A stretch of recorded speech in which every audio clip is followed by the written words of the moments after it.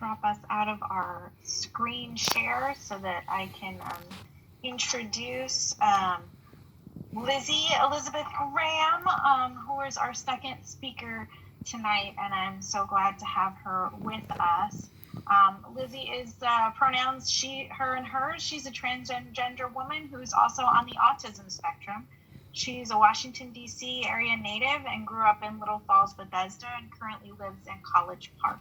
She's an active member of the church she grew up in, Westmoreland Congregational United Church of Christ in Bethesda, where she recently joined the choir and is on the board of spiritual formation. In high school, she was diagnosed with Asperger's syndrome, and she began her gender transition in 2015. She has been published and given several presentations on her experiences with autism and gender identity. She works in the developmental disability field. For work, she's a service coordinator for the Maryland Autism Waiver at the ARC of Prince George's County and a part-time administrative assistant with Shared Support Maryland. Outside of work, she co-leads Maryland Trans Unity, a volunteer peer-led support group for transgender and gender non-conforming people in the DC, Maryland area. I want to thank Lizzie for helping lead this service tonight. Lizzie, you can unmute yourself and I'll spotlight you. Hello, good evening. I would like to thank Holly for inviting me to speak. Now, in addition to being transgender and autistic, I was also adopted at the age of 6 months from Taiwan. You might be wondering about the intersection between being transgender, autistic adopted, and a person of God on T-Door. That is what I plan to speak to you on. Now, I'm sure many of us have heard the countless stories of trans people experiencing violence, poor treatment from the police, and various forms of discrimination. The autism and disability communities also face similar realities. So I'd just like to highlight autism just for a moment. In college, I majored in psychology, and my academic focus was bereavement in people with autism spectrum differences. Since then, I've been working in the developmental disability field, starting off in direct support with adults and currently as a service coordinator for children with autism. The disability community and transgender community, in a way, both transition. For many students with disabilities, if their disability impacts them enough that they're going to need state-funded services after school or after when they reach 21, they're also going to have to work on the transition process to adult funding service, which is a little bit harder than you think. People with autism and developmental disabilities, especially those needing those high-level supports, are often vulnerable to abuse, violence, poor treatment from the police, and discrimination. A hallmark trait of autism is challenges with expressive communication and understanding the communication of other people. Some of us may often interpret what others say literally and adapt slowly to sudden changes in routine and environment. On one end of the spectrum, the autistic person might not speak and might need help getting dressed and taking a shower.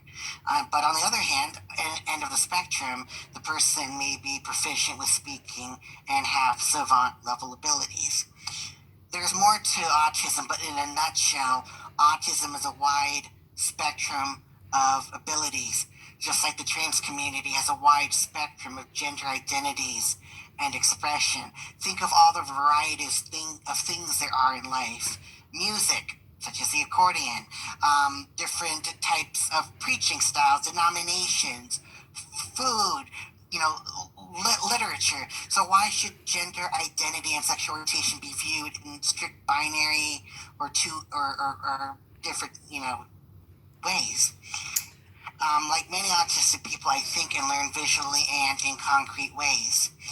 Now, as a person of God, I experience my faith in concrete ways that I can see. I often see things as faces of God, how we treat each other, how we love each other, how we connect. I also like to walk barefoot, and that helps me be in tune and grounded with my surroundings and helps me be connected to the energy of the earth, and that tactile sensory helps me know where I am. The technical jargon term for that is proprioceptive awareness of your environment. Now, people with autism, similar to trans people, experience a high rate of negative interaction with law enforcement, and some of my autistic friends specialize in training law enforcement on that. People with developmental disabilities might not know how to appropriately respond in tense and stressful situations, leading to a meltdown, which looks different depending on the person and could be misinterpreted as non-compliant. Here in Maryland in 2013, Robert Ethan Saylor, a man with Down syndrome, died from the police pushing him to the floor after he returned to watch a movie again in a movie theater without paying. The police, wasn't aware that he had an aide who was accompanying him, and they could have handled the situation differently. And if I read the Washington Post correctly, it was in Frederick. People with disabilities also face discrimination in marriage and employment. I'm not on benefits, but people with disabilities who are on benefits, such as supplemental security income, lose their benefits as if they get married. And with being on SSI, there are income limits, pretty much $2,000. And with marriage, the couple's income count as one. And this income limitation is tied to employment limitations. People on benefits might not be able to work full-time or get paid minimum wage. So as I said, I was adopted as a baby from a different country. Although I was assigned a different parent at birth and in a different country, family, friends, and the government recognized my adopted identity as someone's child and naturalized American citizen. So if you can recognize adoption, despite difference in biological parents, you can recognize transgender people despite a different gender assigned at birth. Now, as I hope you can see, the autism and trans community share similar unfortunate realities. In the past, we've seen landmark legislation and cases such as the Individuals with Disabilities Education Act, the Americans with Disabilities Act, the Olmstead case, thanks to RBG, which ruled that people with disabilities should be allowed to live in their communities. And more recently, the Obergefell and the Bostock cases. Even with those cases, we all still have a long way to go. So I want to close with a brief prayer. Dear God, this year has been met with grief, loss, injustice, and events we may still have yet to comprehend. Uncertain circumstances still remain. Please support us in our fight for justice and our journey to healing. Help those who don't understand us have the wisdom to. Let the families and friends of our wounded and fallen gender diverse and neurodiverse siblings feel your presence, especially tonight. Please guide us on our path to building a better tomorrow for our younger gender diverse and neurodiverse kinship. God, please help all of us who may be struggling during these uncertain times to feel your presence and guidance. Amen. Amen. Thank you so much, Lizzie.